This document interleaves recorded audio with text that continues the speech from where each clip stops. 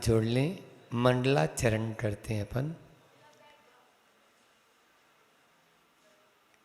आदिम तीर्थंकर प्रभु आदिनाथ मुनिनाथ, आदि व्याधि अघमघ मिटे तुम पद में मम मात। चरण शरण है आपके तारण तरण जिहाज, भवदधि तट तक ले चलो करुणा कर जिन राज। बोलिए आदिम तीर्थंकर आदिनाथ भगवान की। मूल नाइट 1008 श्री चिंतामणि पारसनाथ भगवान की। मूट माटी रचयिता संत शिरोमणि आचार्य गुरुवर विद्यासागर जी महामुनिराज की। परम पूज्य मुनि श्री 108 दुर्लभ सागर जी महाराज की।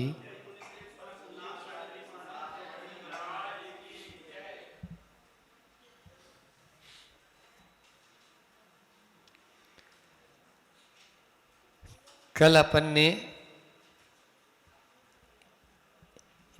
एक खंड पूर्ण हो चुका था और दूसरे खंड का प्रारंभ हो गया था। पहले खंड का नाम था शंकर नहीं वर्ण लाभ। शंकर का मतलब यहां पर ये वाला जो शंकर जी वाला शंकर नहीं है, मिलावट शंकर यानी मिक्सिंग। बहुत अच्छा।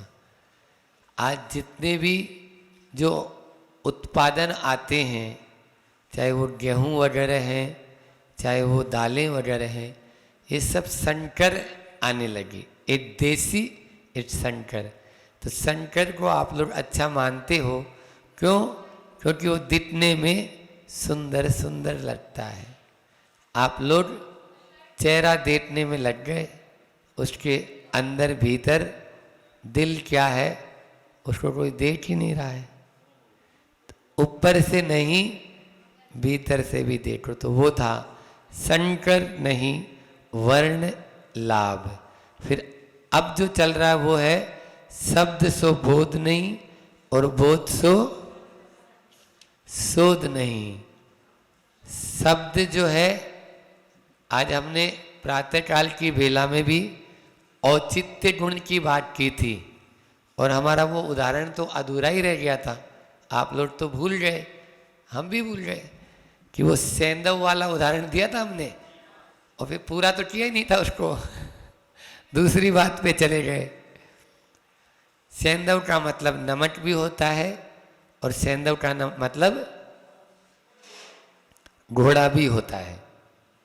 अब राजा यदि थाली पर बैठा है और घोड़ा लेके आ जाएंगे तो क्या होगा?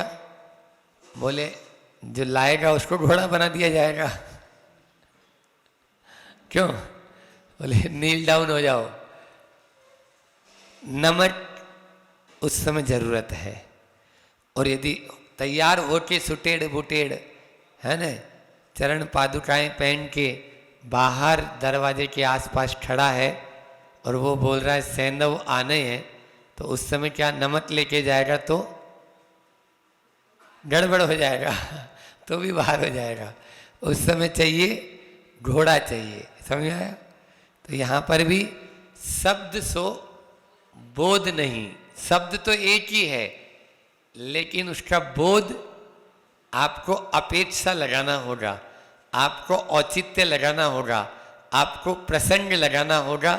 यदि प्रसंग नहीं लगाएंगे तो, क्योंकि शब्दानाम अनेक अर्था है ना, बहुत सारे अर्थ होते हैं एक शब्द के अलग अलग। तो आप कौन सा अर्थ वहां पर प्रासंगिक है? तो शब्द सो बोध नहीं और बोध सो शोध नहीं। आपने जितना जान लिया क्या वही पर्याप्त है? क्या बोलो, अपन कितना सा ज्ञान जानते हैं पता है? इस समय पूरे शास्त्रों को इकट्ठा कर लिया जाए, जितने भी विश्व में जैन शास्त्र हैं वो सारे इकट्ठे होने के बाद में भी एक पहाड़ के सामने राई बराबर है। जो हमारा द्वादशांग है ना, वो उपलब्धि नहीं है, उपलब्धि नहीं हुआ, वो पूरा का पूरा जला दिया गया। नालंदा विश्वविद्यालय, आप लोगों ने नाम सुना होगा, 6 महीने तक वहां पर आग ठंडी नहीं हुई, मतलब धुआं चलता रहा। इतनी शास्त्री जी उस नालंदा विश्वविद्यालय के पूरे जला दिए गए। आज भी वहां की काली दीवारें उन काले दिनों का वर्णन करती है कि कभी इतिहास में ऐसी भी घटनाएं हुई है जब लाखों करोड़ों शास्त्रों को स्वाहा कर दिया। अब क्या क्या थे उसमें, कितने शास्त्र। वहां बिहार तो मैंने अपना गढ़ रहा था, वो तो तीर्थंकरों का वहां पर अंतिम समय सब वहीं बीता है, समझ। हाँ, तो उस सारा का सारा नष्ट भ्रष्ट हो गया। कल अपन ने वही, इसलिए कभी भी आचार्य श्री जी कहते हैं तत्वार्थ सूत्र में भी नए नए अर्थ निकलते हैं, और उसमें भी वो पूरा अपने पास में उपलब्ध नहीं है, ये और बता दें। हाँ, उसके ऊपर भी जो टीकाएं लिखी, तो वो टीकाएं आज पूरी नहीं अपने पास में। गंध हस्ती महाभाष्य, बोलो हजारों लगभग 10-12 हजार श्लोक प्रमाण, 84 लाख श्लोक प्रमाण दीदी बता रही है।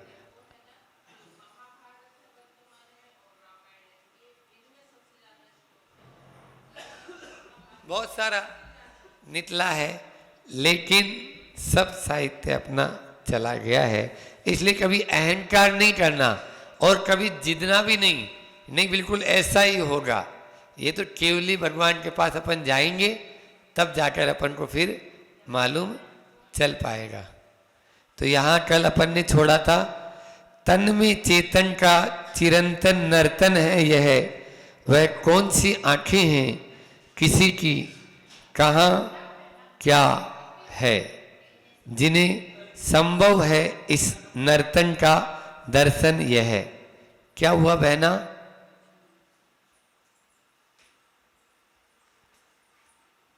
बैठ जा क्लास में। अच्छा, लिखा है, ठीक है। तन में चेतन का चिरंतन नर्तन हुआ है।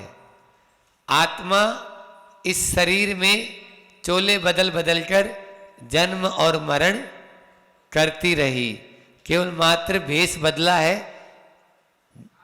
ड्रेस बदली है, एड्रेस बदला है, लेकिन अंदर में जो रहने वाला स्वामी है वो एक ही है। ड्रेस और एड्रेस बदल जाता है, अब क्या करें। जैसे में मान लीजिए कीड़े मकोड़े में उत्पन्न हो जाएंगे तो वहाँ पर अपन 3 इंद्रिय 4 इंद्रिय कहलाएंगे, और आत्मा तो वही थी, तो इसलिए छोटे बड़े रूप में होते रहे हैं, नाच रहे हैं। वह कौन सी आंखें किसी की, कहाँ क्या है। कोई की आंखें वो कौन सी है जो कहाँ क्या है, जिन्हें संभव है इस नर्तन का दर्शन यह है। वो सर्वज्ञ केवली भगवान हैं, वो जानते हैं कि कहाँ क्या है, ठीक है ना। तीनों कालों के और तीनों लोकों के सारे पदार्थों को, चराचर हो चाहे चर हो चाहे अचर हो, चराचर पदार्थों को वहाँ पर पढ़ते हैं अपन रोज नेमिनाथ भगवान की स्तुति स्वयंभू स्तोत्र में, हाथ में रखे हुए आंवले की तरह वो सब जानते हैं, वो जानते हैं उस दर्शन को। तो उनका है इस नाटक को वो जान रहे हैं कि ये कब तक नाचेगा, जब तक आप उसमें चाबी भरते रहोगे।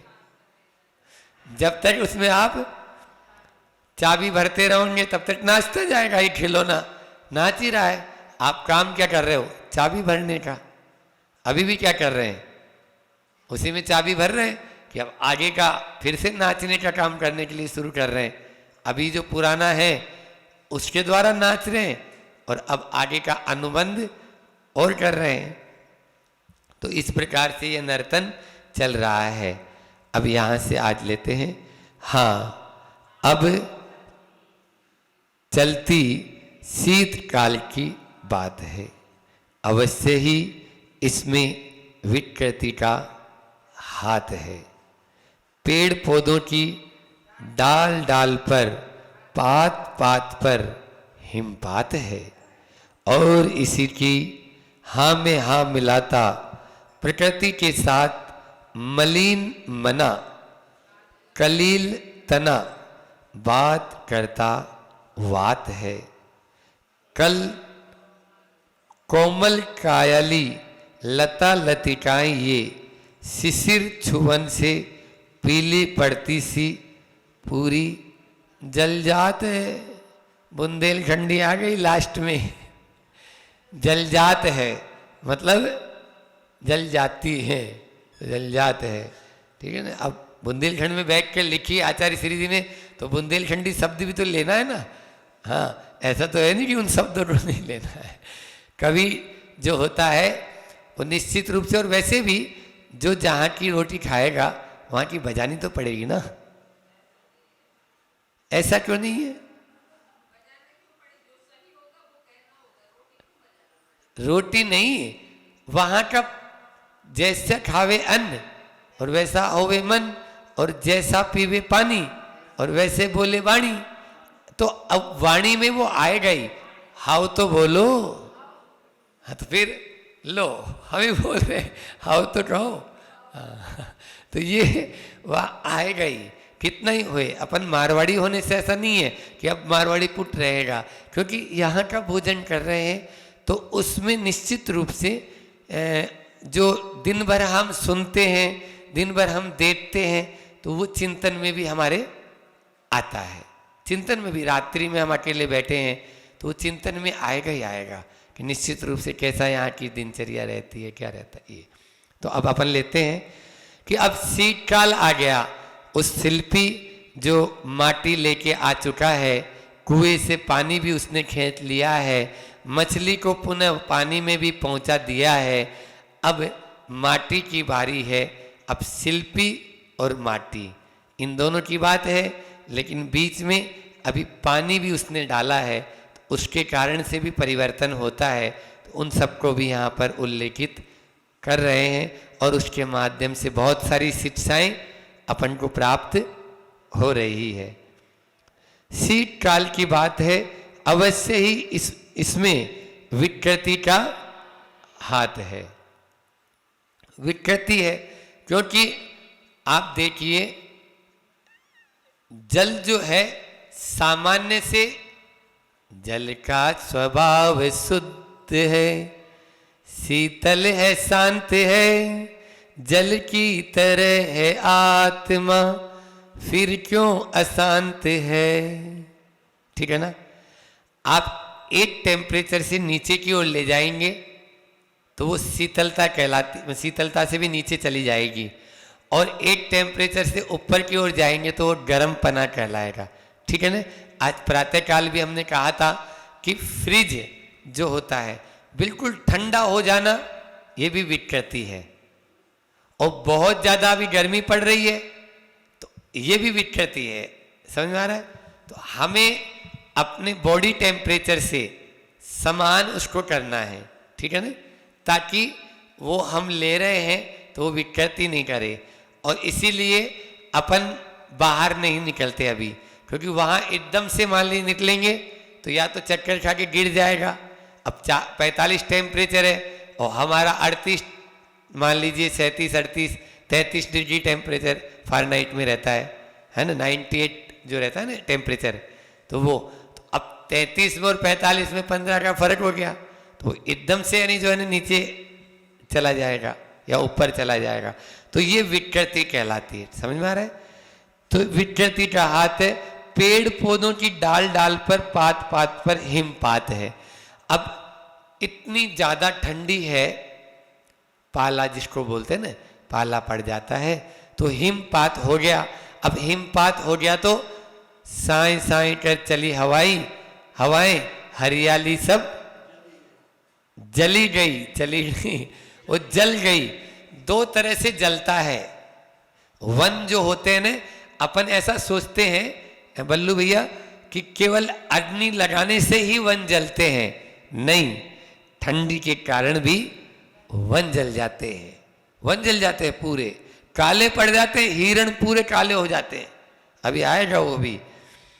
तो डाल डाल और पात पात पर हिमपात है, और इसी की हाँ में हाँ मिलाता प्रकृति के साथ मलिन मना कलील तना बात करता वात है।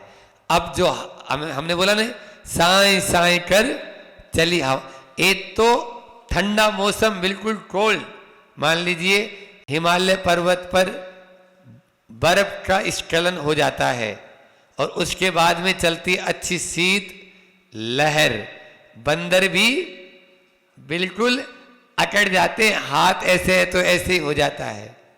ये बहुत देर तक तो वो फिर एक्सरसाइज करते रहो इस प्रकार से। तो यहां पर बात करता वात, वात यानी बोलो हवा, हवा बात करती है कौन से, उस ठंडक से, और तेज हवा चल रही है, और तेज हवा चल रही है। कल कोमल कायाली लता ललिकाएं, ललिकाएं ये शिशिर छुअन से पीली पड़ती सी पूरी जल जात है।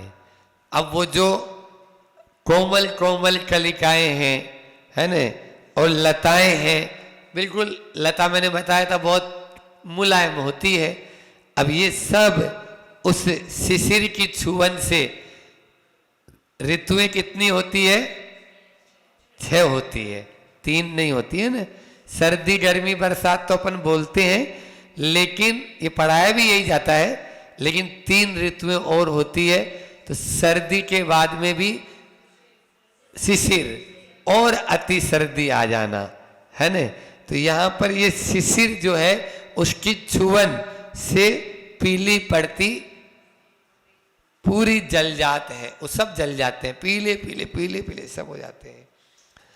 कंपन के परिचय से परिचित सबके गात हैं, पर अनुकंपा से भरा उर किसका है, कौन है वह कहाँ, उसकी कृपा अब होती है वसुधा पर वरीयसी अनुकंपा की बरसात है। बहुत सुंदर कि कंपन के परिचय से परिचित सबके गात हैं, गात यानी शरीर, इस शरीर को गात देह है न, तो सब कांपने लग जाते हैं, है न। बिल्कुल जैसे बोलते हैं ना, दांत भी किटकिटाने लगते हैं, दांत जो है अपना आप ही वो जो है ना बजने लगते हैं, कोई बजाता नहीं उनको, लेकिन फिर भी बजते हैं वो दांत। पर अनुकंपन से भरा पर किसका, कौन है वह कहाँ, उसकी कृपा कब होती है वसुधा पर यानी धरती पर, वरीयसी यानी श्रेष्ठ, अनुकंपा की बरसात है। अब वो चाहिए कि अनुकंपा करे। अब वो अनुकंपा करने वाला कौन है, एक का ही इंतजार होता है। कौन का इंतजार होता है जाड़े में, हाँ, हम तो तुरंत बस उसके पहले तो निकलते ही नहीं हम लोग। आप लोगों ने तो देखा होगा कि 8 बजे 8:30 बजे आचार्य श्री जी बाहर निकलते हैं, 8:30 बजे जंगल जाते हैं सर्दी में, 8:30 तक अंदर सब महाराज जी क्लास चलती रहती है, 7:30 से 8:30 तक या 7 से 8 बजे तक क्लास चलती है, और फिर उसके बाद में निकलते हैं कि हाँ अब थोड़ा बहुत आया होगा। कौन, धूप, उस समय तो वही सब कुछ है, वो निकलेगा तो कुछ खा लेंगे, और वो नहीं निकलेगा तो ये भी मंद हो जाएगी, ये भी बैटरी डाउन हो जाएगी। उसी की बात है, गीत काल में कब थे दीक्षित भी, शिक्षित कब थे प्रशिक्षित भी, फिर भी अभ्यासी सम दर्शन करते सबके दांत नर्तन करते सबके दांत है। दिन में सिकुड़न हो आई है, प्रभाकर की प्रखरता भी डरती बिखरती सी लगती है, और ऊपर होकर भी नभ में प्रभाकर नतमात है। देखो कितना सुंदर है। गीत काल में, गीत कब गाए जाते हैं? गीत काल बोला जाता है सुबह सुबह का जो हम लोग पाठ करते हैं ना, उस ब्रह्म मुहूर्त को गीत काल बोलते हैं। क्या बोलते हैं? सुबह सुबह प्रार्थना का काल है वो, पूजा का काल है वो। आपके यहाँ शुरू हो जाता है ना ये? हाँ, ये गीत काल 4:15 4:20 पे शुरू हो जाता है वो, तो ये गीत काल। तो इसको प्रातः काल और ज़्यादा ठंडी होती है, उस समय तो बहुत ज़्यादा ठंडी लगने लगती है। शाम को तो फिर भी भानु का प्रकाश और प्रताप, प्रकाश तो चला गया लेकिन थोड़ी दीवारें गर्म बनी रहती है, प्रताप रहता है, तो 12 बजे तक तो जैसे तैसे गुजर जाती है। समझ में आई? और उसके बाद में अब इंतजार करते रहो कब आएगा वो। तो कब थे दीक्षित भी, मतलब शिक्षित कब थे, प्रशिक्षित भी, फिर भी अभ्यासी सम नर्तन करते सबके। उनको किसी ने दीक्षित नहीं किया, उनको किसी ने शिक्षित नहीं किया, उनको किसी ने प्रशिक्षित नहीं किया, वो अपने आप ऑटोमेटिक नाचने लग जाते हैं। ऐसे नर्तन करते सबके दांत। अब तो ये आपको बता दे, ओजोन जो अपना एक परत है, उस ओजोन परत में आपके यहाँ इतना आपने पॉल्यूशन फैला दिया है, उस पॉल्यूशन के कारण, प्रदूषण के कारण उसमें छेद हो गया। तो अब सर्दी उतनी नहीं पड़ती। आज के 15-20 साल पहले आप पहुंचो तब कितनी सर्दी पड़ती थी। आप देखो 20 साल पहले बहुत ठंडी पड़ती थी, अब कुछ नहीं। हम जब बाहर गोदे में नए नए आए थे तो उस समय बहुत ज़्यादा, और बिल्कुल पानी जम जाए ऐसा। अब उतनी ठंडी अब नहीं पड़ती है जितनी पड़ी है, लेकिन फिर भी पॉल्यूशन के कारण बहुत कम हो गई, प्रदूषण के कारण काफी कम हो चुकी है। दिन में सिकुड़न हो आई है। दिन में सिकुड़न का मतलब, कहाँ ध्यान है इसका? बाहर ध्यान दे रही है। क्यों? दिन में सिकुड़न का मतलब दिन छोटे हो गए, रातें बड़ी हो गई। दिन का सिकुड़न का मतलब ऐसा नहीं कि बिल्कुल उसको अपन ने समेट दिया है, नहीं। आप देखिए सर्दी के मौसम में लगभग 14 घंटे की रातें होती है। हम लोग 14 घंटे अंदर कमरे में रहते हैं। समझ आया? शाम को 5 बजे 5:30 बजे अंदर चले गए, और उसके बाद में सुबह यदि 7 बजे निकल रहे हैं तो कितने हो गए? 7:30 बजे, 8 बजे निकल रहे हैं कुछ तो, और क्लास चल रही है तो बोलो 14 घंटे की रात। समझ में आ रही है? हाँ। और गर्मियों में दिन बड़े हो जाते हैं, 14 13 घंटे 12 घंटे 13 घंटे की। तो आप पश्चिम में अपने राजस्थान चले जाओ, 8 बजे तक भी उजाला रहता है। बिहार कर सकते हैं इतना उजाला। क्या बोला हमने? हाँ, इतना नहीं, फिर भी जो दिन होते हैं ना वो गर्मियों में बड़े होते ही हैं। हाँ, अभी आया था ना 25 दिसंबर से बड़ा दिन बोलते हैं ना, फिर धीरे धीरे बढ़ते हुए चले जाते हैं। और उधर 4:30 पौने 5 बजे आचार्य भर्ती हो जाती है, आचार्य श्री जी के पास में सर्दियों में, और 5 बजे अंदर, फिर अपने बैठे सो बैठे। तो दिन में सिकुड़न हो आई है, प्रभाकर की प्रखरता भी डरती बिखरती सी लगती है। और सूरज भी बोलते ना मरी मरी सी धूप आई है, अरे दम ही नहीं है धूप में। हाँ, तो ऐसी तो प्रभाकर की जो प्रखरता है वो भी भयभीत सी है, क्योंकि अभी सर्दी का जोर ज्यादा है। और ऊपर होकर भी नभ में प्रभाकर नत मात है। ऊपर है वो सूरज, लेकिन ऊपर होकर भी नत मात है कि वह उसका प्रभाव नहीं हो रहा है, जो नमन कर देता है, नत मात हो जाता है, मतलब यानी उसका उतना प्रभाव नहीं है।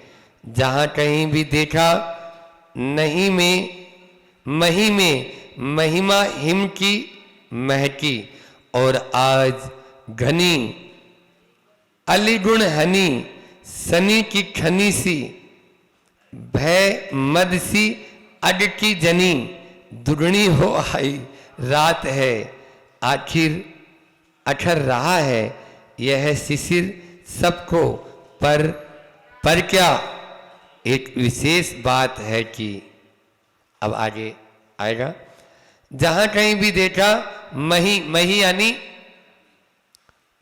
ये भोजन करने वाला मही नहीं, ये मही यानी धरती है न, हाँ वो भी मही है और ये भी मही, लेकिन वो बड़ा मही है के ऊपर दीर्घ, हाँ बड़ी ई की मात्रा आएगी, दीर्घ ही आएगा। मही में महिमा हिम की महकी, अब यहाँ पर पूरी ठंडक हो चुकी है सब, और केवल बर्फ बर्फ बर्फ है न, पूरा ठंडा हो चुका। आप सर्दी के अभी जैसे गर्मी के मौसम में छुओ, ये माइक भी देखो बिल्कुल गर्म हो रखा है न, और सर्दी के मौसम में छुओ, आपको पाटे पे भी बैठने के लिए, अब कपड़े वाले हैं आप तो लफड़े वाले हैं, हम लोगों को तकत या पाटे पे बैठने के लिए थोड़ी सी देर के लिए अपने आप को मजबूत बनाना पड़ता है। एक बार तो बैठ जा या लेट जा, फिर इसके बाद में गर्म हो जाएगा, फिर कोई दिक्कत नहीं है। लेकिन यदि आचार्य भट्टी यहाँ कर ली और इसके बाद में अंदर जाके कमरे में बैठना है, तो फिर ऐसा लगता है कि उते ही बैठे थे सो अच्छे थे। समझ में आ रहा है? तो मही में महिमा हिम की महकी, चारों ओर उसी हिम की महिमा है। और आज घनी अलिगुण हनी सनी की खनी सी, भय मद सी अड की जनी, दुगनी हो आई रात है। मतलब ये कह रहे हैं कि मतलब वो ऐसी रात है कि बिल्कुल ठंडी, बहुत तेज कड़क, अड यानी पाप, हाँ घनी अलिगुण हनी सनी की खनी सी, भय मद सी। अब काली रातें होती है जो कृष्ण पक्ष में होती है, तो वो भयभीत करने वाली होती है, भयभीत करने वाली होती है, और अड की वो जनी कहलाती है, क्योंकि सारे पाप अंधेरे में ही होते हैं। क्या बोला? उजाले में नहीं होते, अंधेरे में होते हैं। दुगनी हो आई रात है, अब वो रात ऐसी रात है, आखिर अठर रहा है यह शिशिर सबको। अब सबको अठर रहा है, अरे कहाँ से ऐसी, कोई भी, चाहे पशु जानवर हो, चाहे कोई भी हो, त्रियंच हो, चाहे अपने मनुष्य हो, सबको ये कर रहा है। ऐसा नहीं मनुष्यों के लिए है, पर क्या एक विशेष बात है। सुनो विशेष बात क्या है वो सुनो अब आप लोग। शिल्पी की वह सहज रूप से कटती सी रात है। बहुत अच्छा, वो जो कुंभकार है, जो शिल्पी है, उसकी सहज रूप से कटती हुई वह रात है। एक पतली सी सूती चादर भर उसके अंग पर है, और वह पर्याप्त है, उसे शीत का विकल्प समाप्त है। आचार्य श्री तुकबंदी तो देखो आप, जात है, गात है, खात है, पात है, रात है, चल रहा है, हाँ समाप्त है और बीती जात है। इस प्रकार से उसकी वह एक पतली सी धोती है न, और वो भी आदि पाँव में आदि टांगों तक रहती है, घुटने तक ही रहती है। आप कुम्हार वगैरह को कभी देखो, या खेतों में जो काम करने वाले होते हैं, इवन यहाँ तक कि महिलाओं में भी, दक्षिण में महिलाएं आप जाओगे तो खेतों में काम करने वाली महिलाएं होती है, वो पुरुषों की तरह ही साड़ी पहनती है, देखा आपने कभी? हाँ, लेकिन और वो टांगे यहाँ तक घुटनों के नीचे तक ही रहती है उनकी भी, ताकि वो खराब न हो और दौड़ भाग करने में आसानी रहे। नहीं तो बोलते हैं ना, अब वो आज ही बोल रहे थे अब इतना ही चल पाएंगे, क्यों? क्योंकि वो उतना ही पहना है ना साड़ी का, अब उससे ज़्यादा कदम थोड़ी तेज रख पाएंगे, कोई भी चल रहा है यदि मान लीजिए, तो इसलिए स्पीड भी उतनी रह पाएगी। लेकिन वो महिलाएं जैसे शिखर जी में वंदना वगैरह करती है तो उनकी तेज स्पीड रहती है। क्यों रहती है? वो दौड़ते हुए भी नीचे उतर जाती है, इसलिए उतर जाती है। एक तो शरीर मजबूत रहता है, बिल्कुल खेतों में छठी भी रहती है वो महिलाएं, और दूसरा उनके ये उलझने का अटका फटका नहीं रहता। अब साड़ी वाड़ी यदि आप वैसे ऐसे पहनेंगे तो इसमें तो जितना दूरी है उतना ही पाँव बढ़ा पाएंगे, उससे ज़्यादा क्या करेंगे, नहीं तो आप नीचे हो जाएंगे। तो इस प्रकार से वह शिल्प जो है, शिल्पकार, वह भी उसी प्रकार से धोती वहाँ पर पहने हुए है, और वह शीत का विकल्प समाप्त है, क्योंकि वह काम में इतना उलझा हुआ है, अपना व्यस्त है, इसलिए उसको कुछ मालूम नहीं। सर्दी उसी को लगती है जो बार बार उस ओर ध्यान देता है। सर्दी और गर्मी कितनी महसूस करें उतनी, क्या बोला?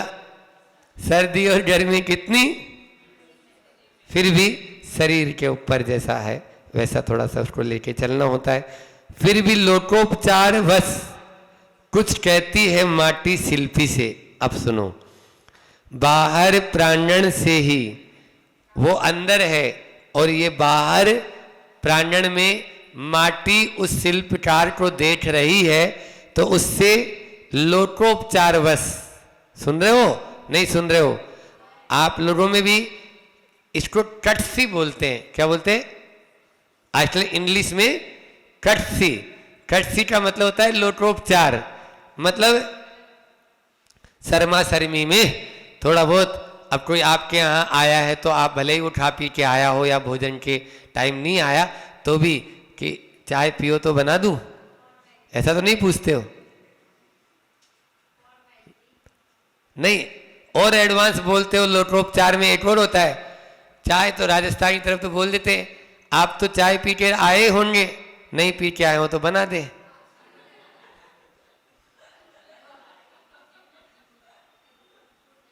समझ में आ रहा है नहीं आ रहा? इसी तरह से तुम लोग भी, जैसे महाराज जी को आहार कराया आपने, उसके बाद में थोड़ा पूछ लिया करो, महाराज जी आपका आहार ठीक क्यों हुआ? ये तो दिखते ही नहीं है सारी टीम, तो कोई नहीं कि महाराज जी ठीक ठाक हुआ, सही हुआ नहीं हुआ, कोई नहीं। उसके बाद में सब अपने घरों में घुसे, लोकोपचार बस ही पूछ लो, उस माटी से गए बीते थोड़ी हो, माटी शिल्पी से पूछ रही है, बोल रही है। समझ में आ रहा है? हम ये नहीं कह रहे, फिर भी कटसी होता है ये, है ना? इसमें अपन मान लीजिए कुछ गलत तो नहीं चल गया, अपन से कुछ नहीं हो गया। चोटे वाले ही नहीं आते, एक आदमी कोई आता है, बाकी कोई नहीं। और कल तो हम भी कमंडल अपना उठा के लेके आ रहा था, फिर दूसरा मिल गया कि भैया नहीं, तो फिर दूसरा लेके आया। कल या परसों की बात है, परसों जब दूर से आए थे ना, तो चोटे वाला एक भी नहीं आया था, सिंगल पर्सन भी नहीं। तो मैंने बोला ठीक है, अब गर्मी का मौसम है और हम तो घूमने की आदत है अपनी, तो और कमंडल छोड़ भी आए तो दोबारा लेने चले जाएंगे, हमारे कोई फर्क नहीं पड़ेगा कि यार कमंडल छोड़ ही आए तो कम से कम उसको दोबारा दर्शन ही हो जाएंगे सामने वाले को अपने, तो ये भी एक अच्छा रहता है। तो इस प्रकार से लोकोपचार वश कुछ कहती है माटी शिल्पी से, बाहर प्रांगण में से ही, काया तो काया है, ये शरीर तो शरीर है, कोई का भी हो, चाहे अपना हो, चाहे आपका हो, चाहे किसी का भी हो। काया तो काया है, जड़ की छाया माया है, लगती है जाया सी, उत्पन्न होती सी, सो कम से कम एक कंबल तो काया पर ले लो ना। कितने प्यार से बोल रही हो माटी उस शिल्पकार से कि देखो मेरे से सहन नहीं हो पा रहा है, तुम कम से कम अपने शरीर पर, बदन पर एक कंबल तो ओढ़ लो। तुम पतली सी चादर ओढ़ रखे हो, ये पतली सी धोती। अब आप लोग देखते हो ना, आर पार नजर आता है, ये पहनते हैं ना हम तो सवेरे इसमें पूजा के लिए लोग। तो अगर सफेद रंग की होए और पतली होए, वो इचल करण जी वाली 300 रुपए वाली, तो उसमें से वो पहनना नहीं पहनना, छन्ना इससे बढ़िया तो अपना लट्टा ही अच्छा था। तो ये पतली सी धोती पहने हुए रहते हैं, वो कुमार पहना हुआ है। तो कम से कम एक कंबल तो काया पर ले लो ना, ताकि, और बस इतना ही बोल के वो चुप ही हो जाती है, उससे भूलता ही नहीं है। ताकि डैश डैश डैश। अब दूसरा पैराग्राफ चालू हो गया। देखो ये मूक माटी भी पढ़ने का तरीका होना चाहिए, और कहाँ पर रुकना है और कहाँ पर नहीं, ये इन चीजों का अपन को नहीं मालूम होगा तो जुड़ नहीं पाएगा। तो अब यहां तक ताकि, अब बोली कुछ नहीं वो, अब आप ही समझ रहे हो, ताकि इसका मतलब सब समझ रहे हैं, आप भी समझ रहे हो।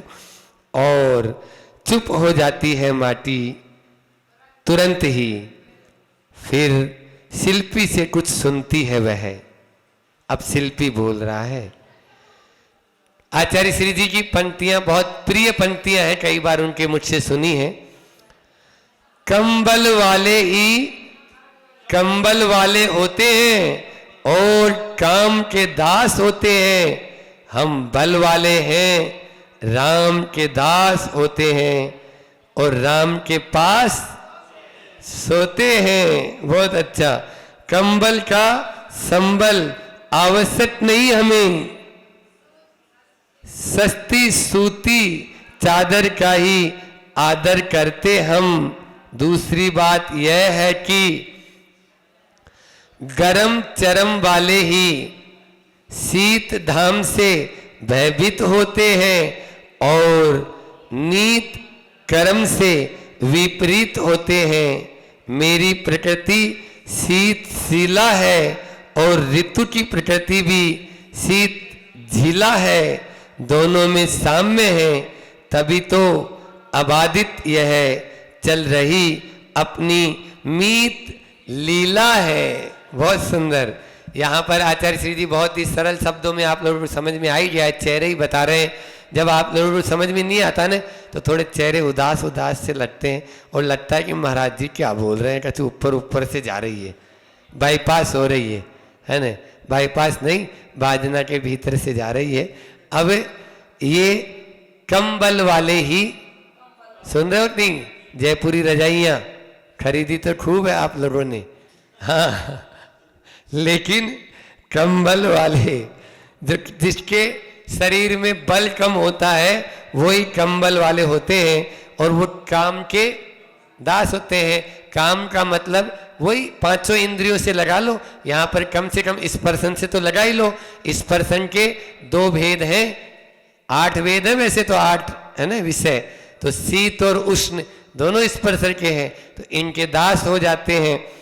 हम बल वाले हैं और राम के दास होते हैं, राम के पास सोते हैं, उन्हीं के पास रहते हैं। कंबल का संबल आवश्यक नहीं हमें, उस कंबल का संबल नहीं, क्योंकि हमारे अंदर में आत्म बल है, हमें किसी दूसरे का बल नहीं चाहिए। हमारे पास में कम बल नहीं है, हमारे पास में आत्म बल है, और वो इतना बल है कि वो सारे के सारे बल को, दूसरे अन्य बलों को समाप्त करने की कैपेसिटी रखता है, क्षमता रखता है। सस्ती सूती चादर का ही आदर, देखो चादर आदर आदर करते हैं हम। दूसरी बात यह है कि गरम चरम वाले ही शीत धर्म से भयभीत होते हैं, जो गर्मी में रहते हैं। अब साउथ अफ्रीका वाले लोगों को ऐसी सर्दी से डर लगेगा ही, क्योंकि उन्होंने कभी सर्दी देखी नहीं ना, उन्होंने कभी सर्दी, वहां सर्दी पड़ती नहीं है, भयंकर, इसलिए वो बिल्कुल काले होते हैं।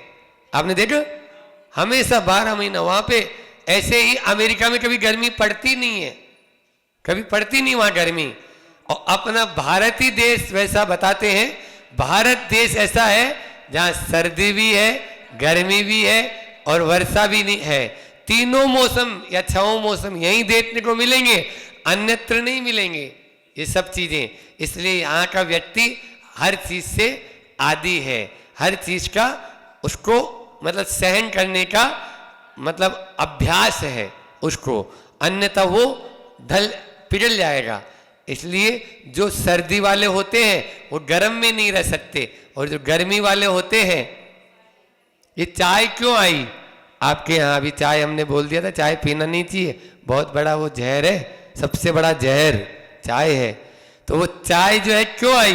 क्योंकि अंग्रेजों ने भारत पर शासन किया, अब उनको चाहिए थी गर्मी। भारत वालों को फर्क ही नहीं पड़ता था, वो तो दूध पीते थे आराम से, नहीं तो काली मिर्ची खा लिए दो हो गया, सौंठ डाल ली।